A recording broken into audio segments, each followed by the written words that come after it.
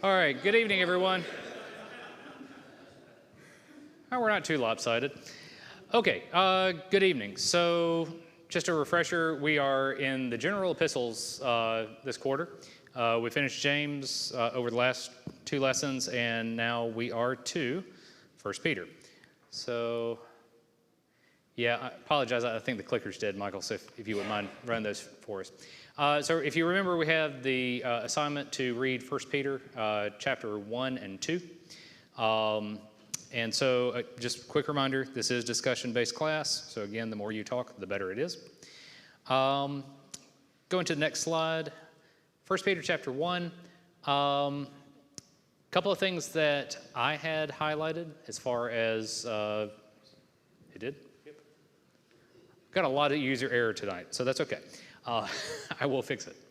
So, 1 Peter chapter 1. The first thing that I called out was around 1 Peter chapter 1, verses 1 through 5. So could someone read that for us? 1 Peter chapter 1, verses 1 through 5.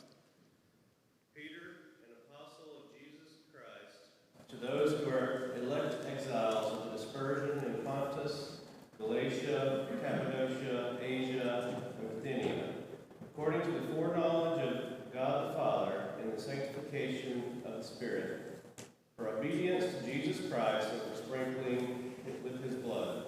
May grace and peace be multiplied to you. Blessed be the God and Father of our Lord Jesus Christ. According to his great mercy, he has caused us to be born again into a living hope through the resurrection of Jesus Christ from the dead, to an inheritance that is imperishable, undefiled, and unfading, kept in heaven for you, who by God's power are being guided through faith for a salvation ready to be revealed in the last time. Thank you, Justin. Okay, so the key phrase or the key verse that I took out of that was the very first one.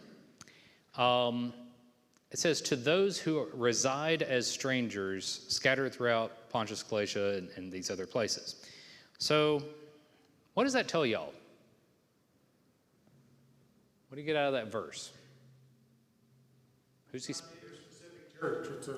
It's not a very specific congregation. That's right. Christianity is spreading. Yes. What does this tell you about these people? He calls them pilgrims or strangers. That makes me think of Abraham traveling because he was described the same way in Hebrews. Yes, exactly. Pilgrims, wanderers, something like that. Why are they pilgrims, wanderers? Why are they not at home? Because of persecution, Jamie? Yeah, because of persecution, right? Because at this time, the Romans were persecuting them, and so they were having to flee from Israel. Okay, so that gives us two things. One is a little bit of context for the rest of the letter, but it also helps us get in the mindset of them, right? So these people, they had already been pushed out. Sorry, my notes are a little off there. What had they lost?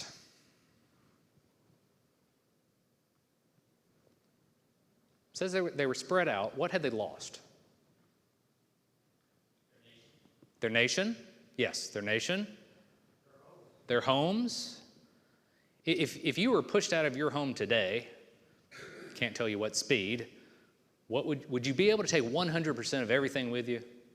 It'd be difficult, right? Not saying it's impossible, but it'd be difficult. In this day and age, this time period, then they couldn't just call up U-Haul, right? It was literally U-Haul. They had to, get camels and all that, get carts, but again, very limited what they would be able to carry with them. How about their economy? Do you think everyone was able to keep their same profession necessarily?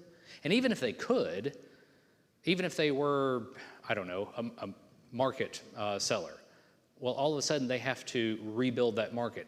Their entire livelihood was lost here. So that gives you a lot of context for this first chapter.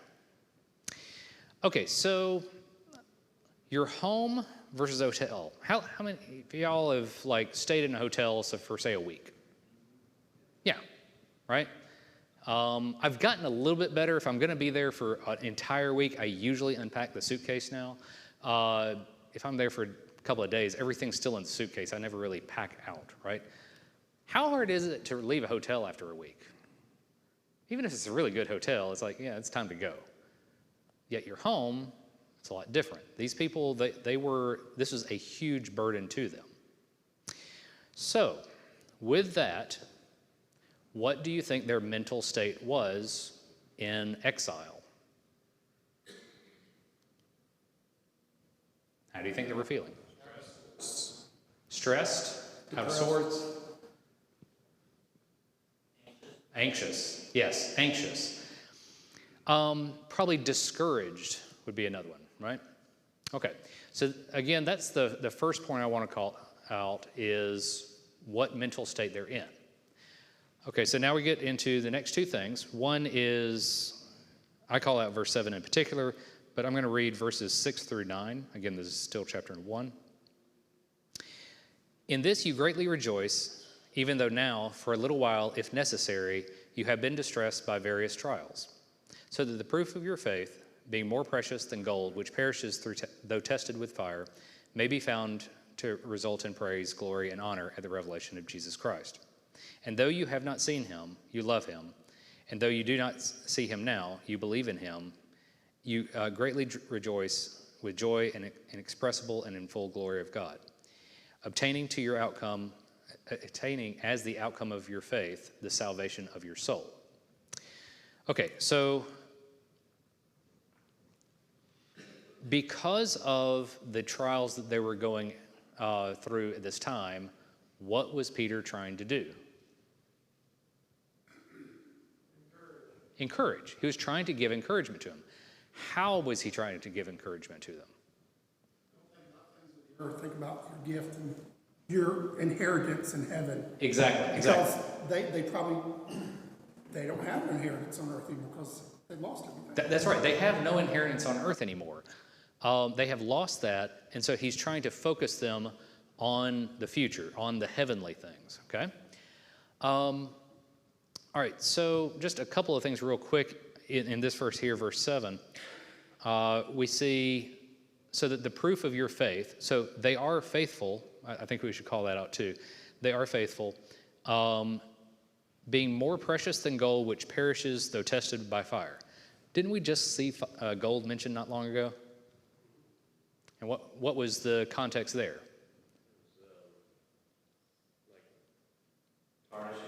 Yeah, corrosion. It depends on your version. I think New American Standard says corrosion, but yeah, tarnished, something like that. And it mentioned other earthly treasures, things like that, that had degraded. But again, it's saying gold is temporary. All the stuff on earth is temporary.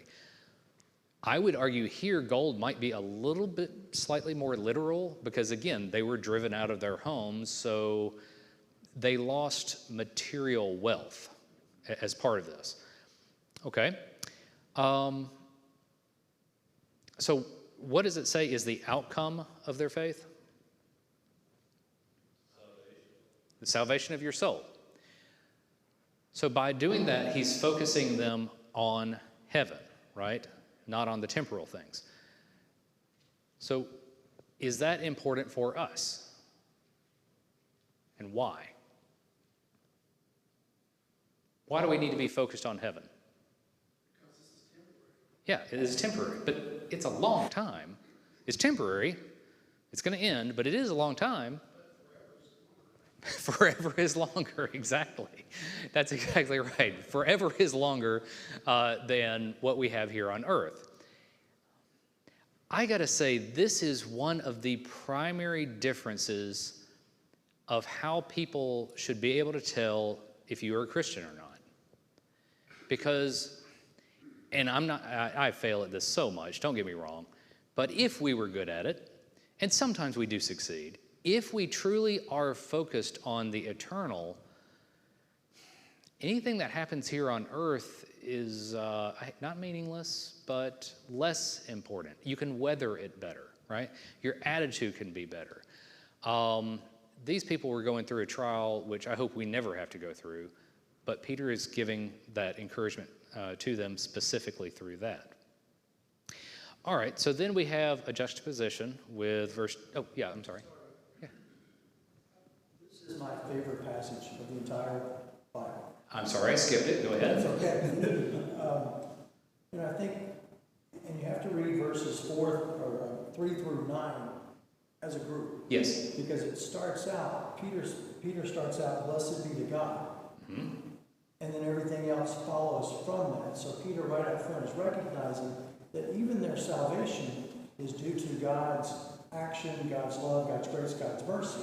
And it's easy for us to look at the trials, it's easy for us to look at the hope that we've been given and tying that to Jesus, but if you only look at that part, you forget what I think is one of Peter's primary points, which is this is all due to God's grace and mercy. That's true. That's the big picture thought. And once you get your head around that, then the concept of the trials, the dispersions, being pilgrims, either physically, literally or figuratively, here on earth versus heaven, all of that makes much more sense. Because you now have laid out for you clearly the reason why. And Yes. it has to get back to God's action and his mercy. So, in case you couldn't hear Robert, saying that this is all due to God and God's plan, right? So, was this a mistake? Were these people, hey, things were going to God's plan and all of a sudden something went wrong and so they were dispersed? No. In fact, someone mentioned why were they dispersed, why were they expanding at the very beginning, and the answer was the church was expanding. This wasn't a mistake, this is part of the plan. So no, I fully agree with you. Okay, so, yes.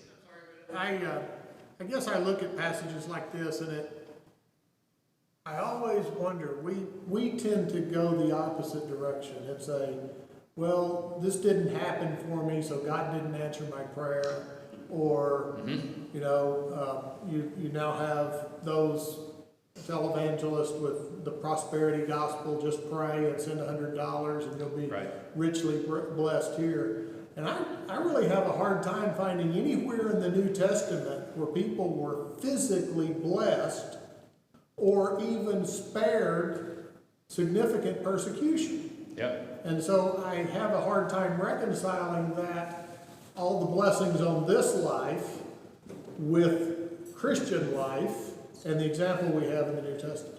And that's a good point, and it's a difference between the New Testament and the Old Testament. Not saying no one was ever Job, went through trials in the Old Testament, but no, to your point, was it Sunday morning? Someone gave the example of Solomon, who was blessed and had earthly treasures as well. But yeah, in the New Testament, I can't think of offhand of where that was given as an example. Maybe in an offhand fashion, they mentioned that someone was a seller of purple cloth, that type of thing. So, okay, maybe they had a business, but it wasn't important. How about that? Yeah.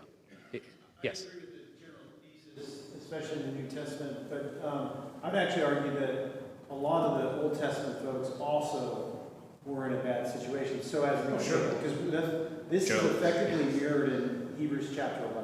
Mm-hmm. And the way he describes Abraham, Isaac, Jacob, and Joseph is really as pilgrims. Yes. And we studied that here. Mm-hmm. And Abraham, and I didn't realize this until we really started studying it for this class, but he was wealthy and a person of prominence before he ever left.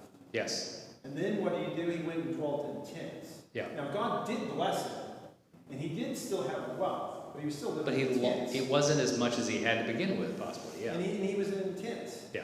And Joseph, yes, he was the second to Pharaoh, but when he was 17, he was sold into slavery, and it wasn't until 30 he got out of prison. Yeah. So, I mean, there was just a lot of trial by fire, I think, throughout the Bible. Mm-hmm. And I personally tend to look at all the adventure and kind of good things that happen. The reality is that there was so much trial. Right. There were a lot of trials in both the Old and New Testament. That's right. Yes. Unique, and all the people that he was just talking about and we've talked about, every one of them had one trait, and it's one of the things that can hold true to us today. Always look for something good. Yes. I mean, most people don't, but I don't know how bad it gets. There's always something good if you'll just look for it. Yes, there's always something good if we just look for it. And it comes back to that attitude of, are we focused on heaven? And hey, things are progressing towards heaven, even if we're going through trials today. Job and all the rest of them, and you start reading that and you see they're seeing something good in it because they keep coming back. And Abraham, he kept saying, okay, God will provide. Yep. On that, like with his son, this type of thing. That's right. Okay, moving to the last section. Can someone read for us? We're going to skip down to 1 Peter chapter 1, verses 22 through 25.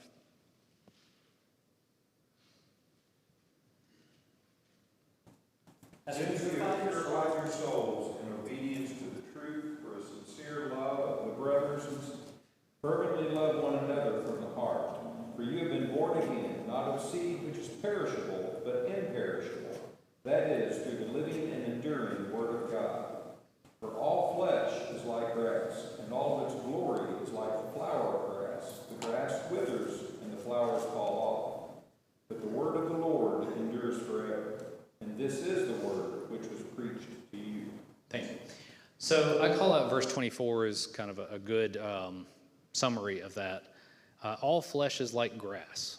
Everything's temporal, right? So again, we've already talked about at the beginning, they were under this trial. In the middle, we've talked about how, hey, focus on the eternal. Here, they're juxtaposing that too. Here are the things that's temporal. It's very temporary. Okay, so do we focus on temporal things? Yeah, way too much, right? Why are we so enamored with the temporal things? Yeah, that's the universe that we live in is temporal, right? That's what we know. It's what's marketed to us every day. It's what's marketed to us every day, yes, absolutely.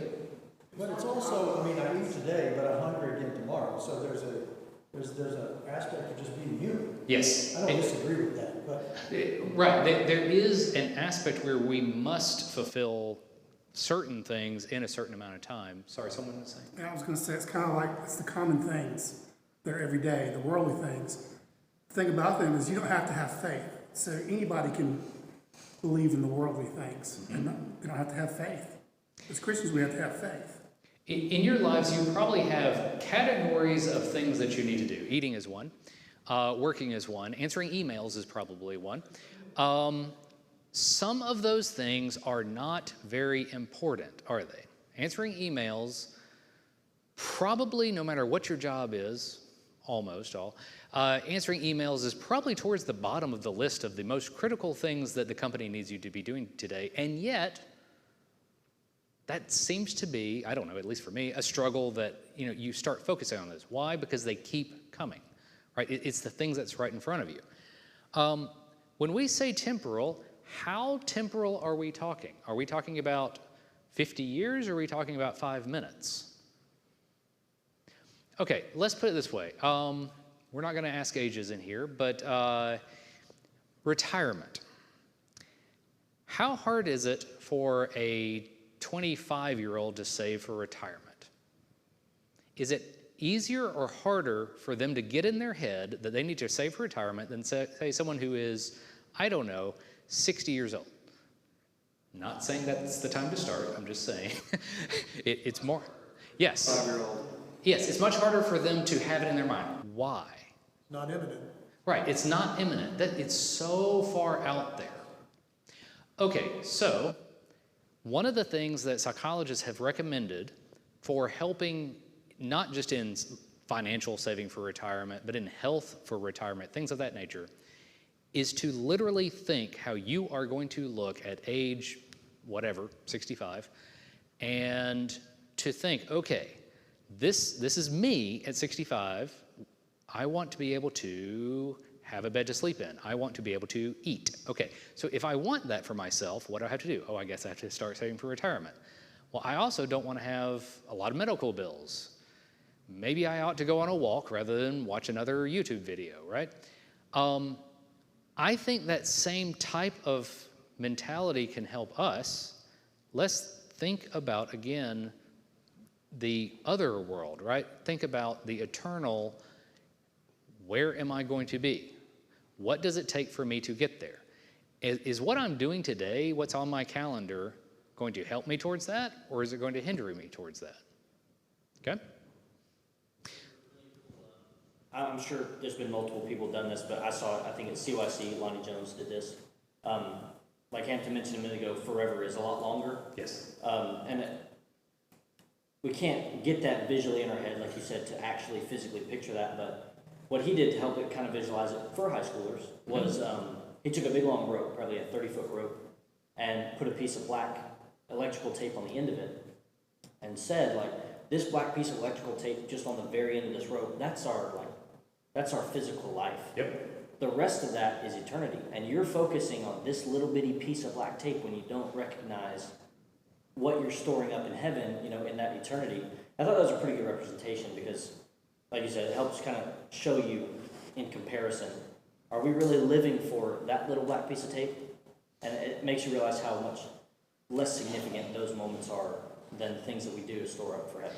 And I think visualizations like that are extremely helpful. I think the Bible does that sometimes, right? It gives us visualizations to help us understand, at least in concept. Okay, if no other comments for chapter 1, let's move to chapter 2. Oh, sorry, go ahead. Before you leave chapter 1, Yes. just kind of an observation, and different versions may be different. I'm reading out of New King James.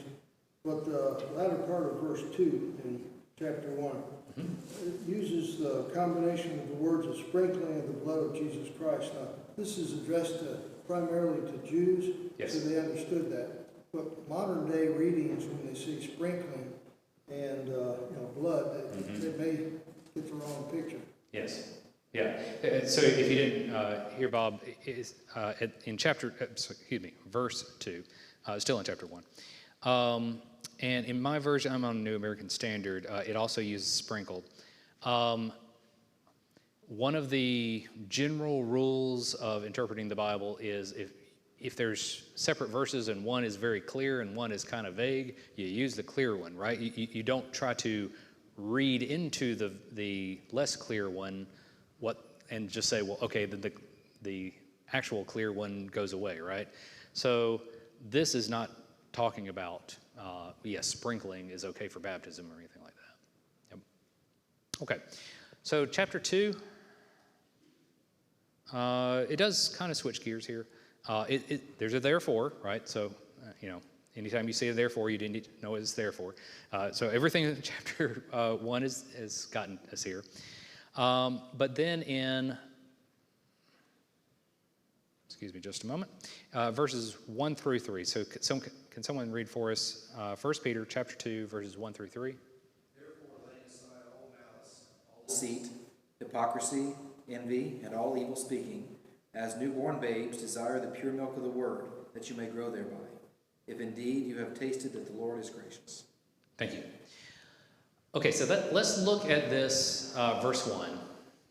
First of all, is this a list of all sins? No. All right, but take a look at the list. What is there, 4 things, is that right? No, 5, sorry. What do all of these have in common? Yes, they're against someone else. So this isn't failing to attend worship, right? This is not dishonoring God, right? These are sins against other humans. In general, they affect interpersonal. I kind of waffled a little bit on envy. You could argue, well, you could envy somebody and maybe not, but probably if you envy somebody, you're going to be that's going to impact your personal relationship with him. Okay, so why this list? Any thoughts?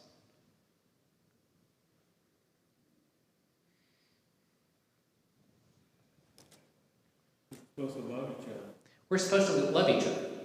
And remember, these were people who've been spread out. They've been stressed.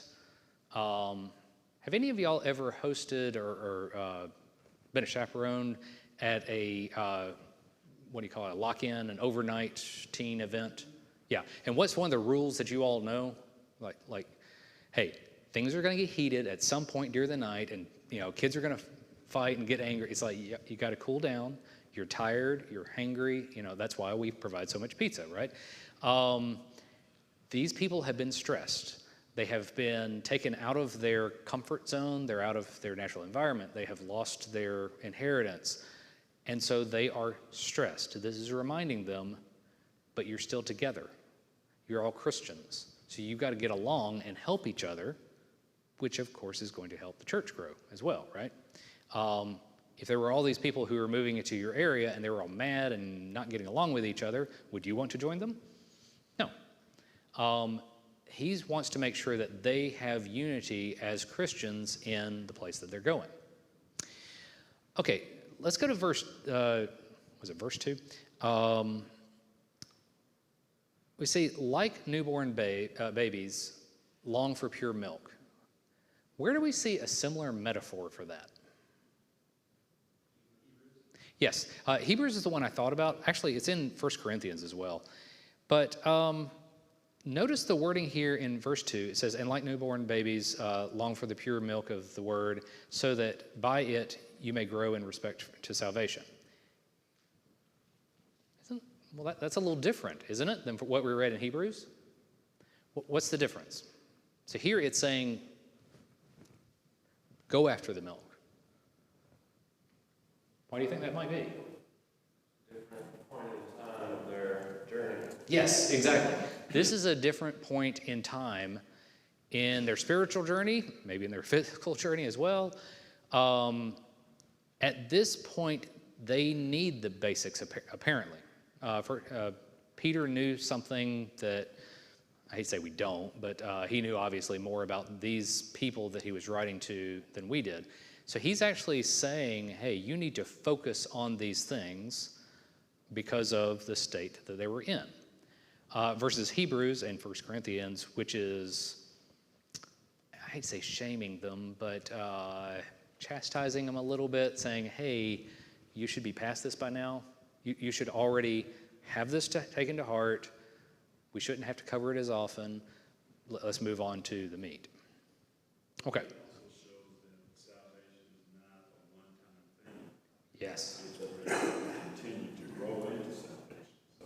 So your whole life is going to be seeking to attain salvation. Not that, and that's it. Excellent.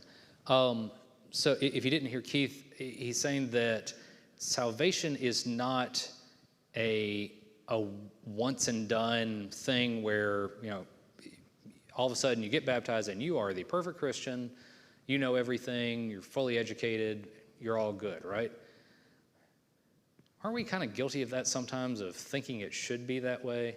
And let's think about it. When let's say someone is brought up in the church, they're, 15, 16 years old, they get baptized. Well, honestly, they probably already know a lot of the basics, right?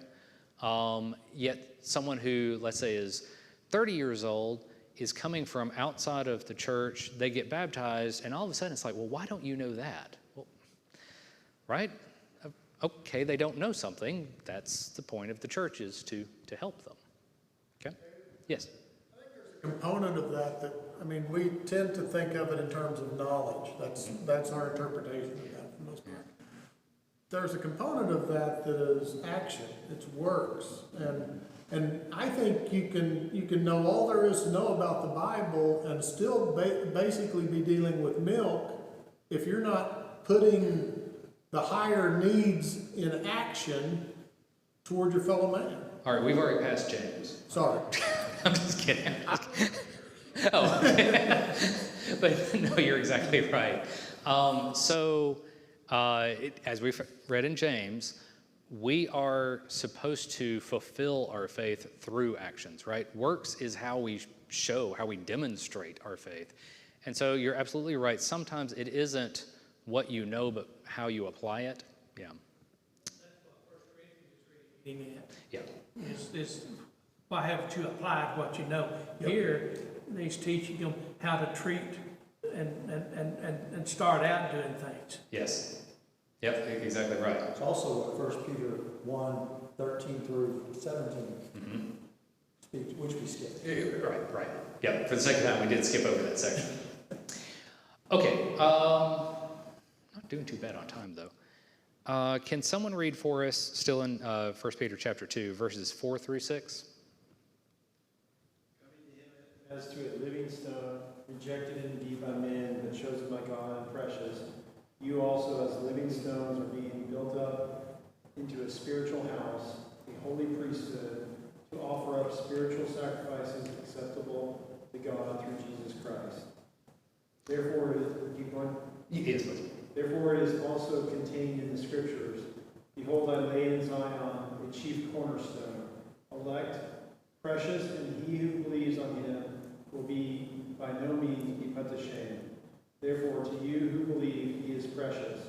But to those who are disobedient, the stone which the builders rejected has become the chief cornerstone. Okay, so, first of all, who is the cornerstone? Jesus. Which brings me to, I think, my favorite metaphor of the Bible. Can someone mind flipping to Matthew chapter 16, verses 15 through 18 real quick? Matthew 16, 15 through 18.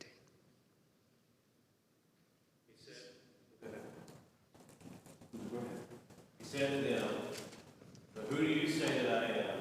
Simon Peter replied, "You are the Christ, the Son of the living God." And Jesus answered him, "Blessed are you, Simon Bar-Jonah, for flesh and blood has not revealed this to you, but my Father who is in heaven. And I tell you, you are Peter, and on this rock I will build my church, and the gates of hell shall not prevail against it." Thank you. So we're not going to get tonight into how some people misinterpret that, but Peter's saying, you are the Son of God, and Jesus is saying, that is the foundation of the church.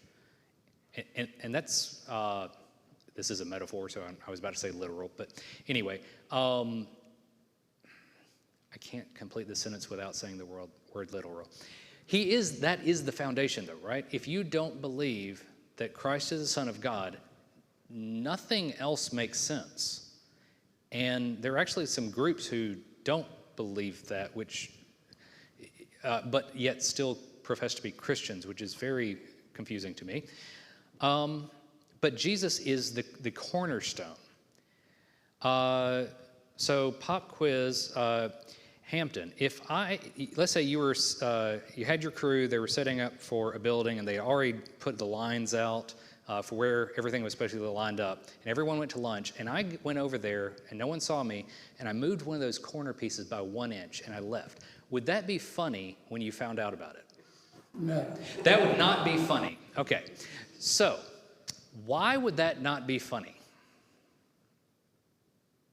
First of all, you probably wouldn't, if I moved it by 1 inch and was really careful about it, you probably wouldn't notice immediately. But you would notice later. Why? Throw everything out of square. Everything is out of square. Nothing is going to be right after that. I actually attempted one time, so I worked with a true carpenter once, and the speed at which he moved was amazing to me.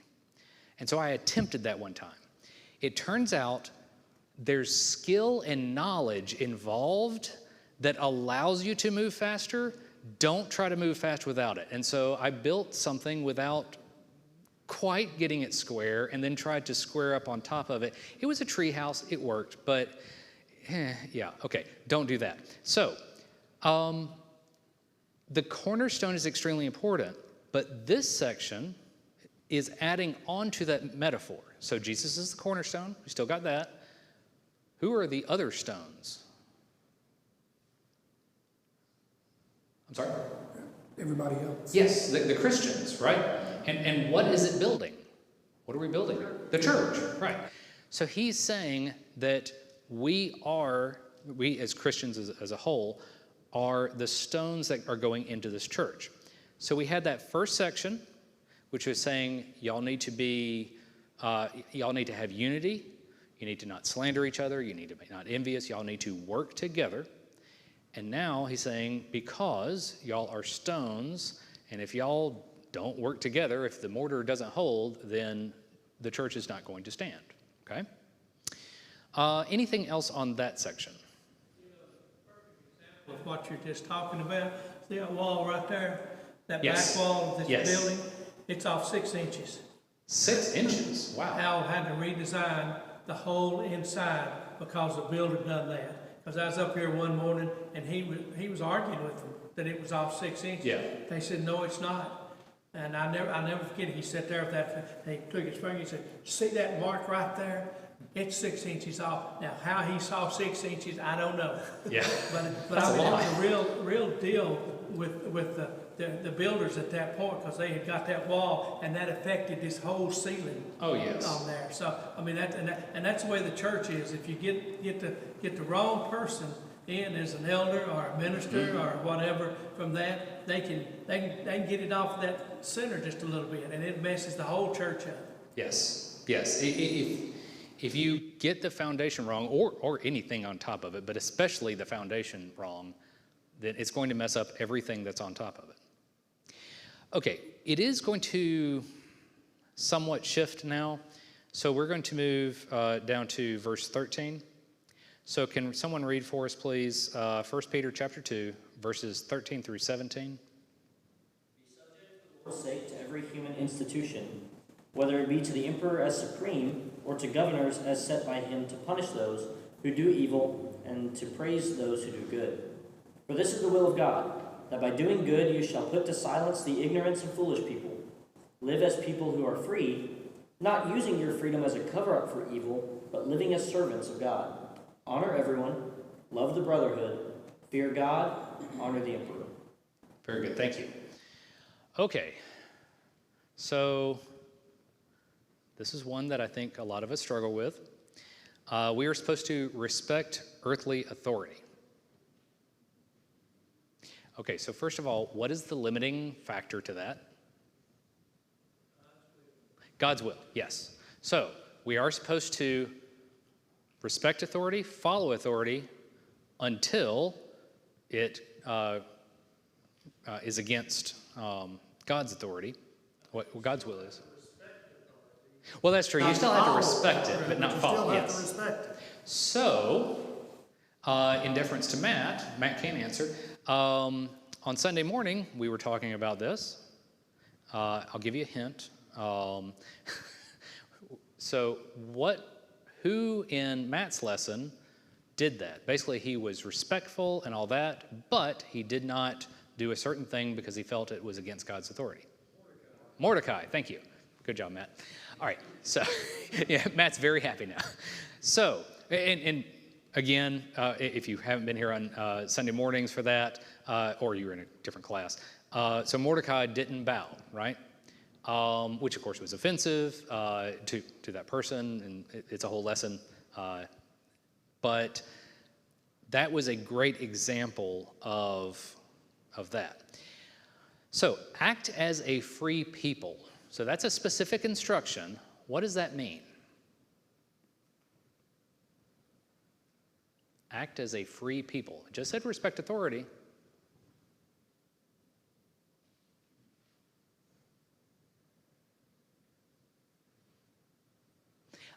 I would argue that Mordecai is a good example of this, right? Mordecai was respectful. He helped the king prior to that, right? He did what was good, but when it came to, hey, he thought this would be offensive to God, he didn't make a big deal out of it.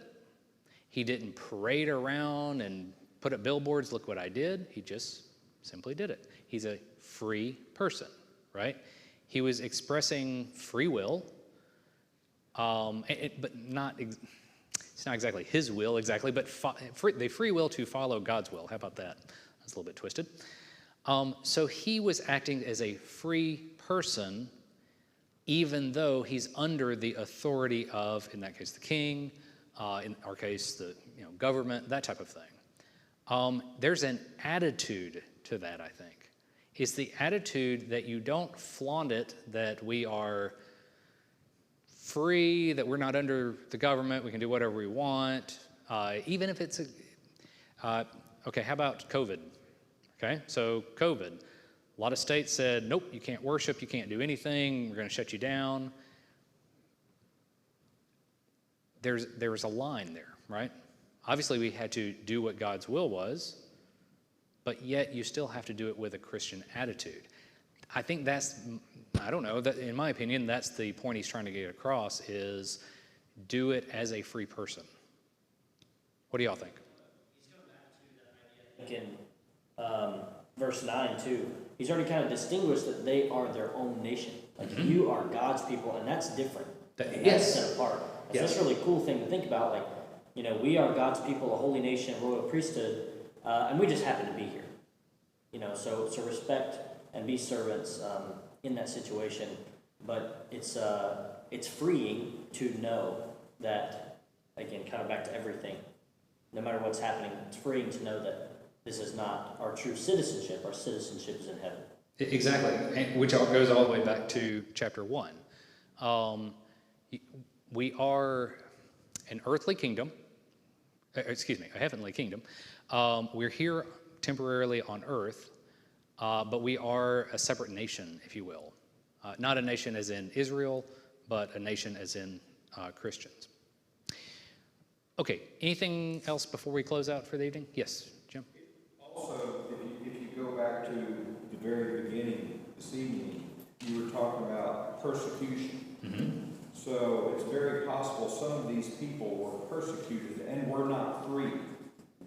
True. And he's telling them, live as a free person, but in reality you're a servant. But you're a servant of God. You're not a servant of this other kingdom, but you are a servant of God. Yep. But live as free. So there's that ironic contrast. So we did, again, for the sake of time, we did have to skip over certain verses or sections. Okay, that was the second bell, but I'm going to cheat just a little bit. Verse 18, chapter 2. Servants, be subject to your masters with all respect, not only to those who are good and gentle, but also to those that are harsh. That's going to your point, right? So that there could be people who were subjugated, and yet he's saying, hey, live as if you're free. You're mentally free. You still have to respect authority. You still have to be a good worker, that type of thing, but you are mentally free. You are set apart. This is temporary. You've got a heavenly reward. Okay, let's close out now with a word of prayer. Our Father in heaven, we thank you for this time that you've given to us to come and to read your word. We hope that all things that we've done has been according to your will. Please be with us throughout the devotional time. It's in Christ's name we pray. Amen.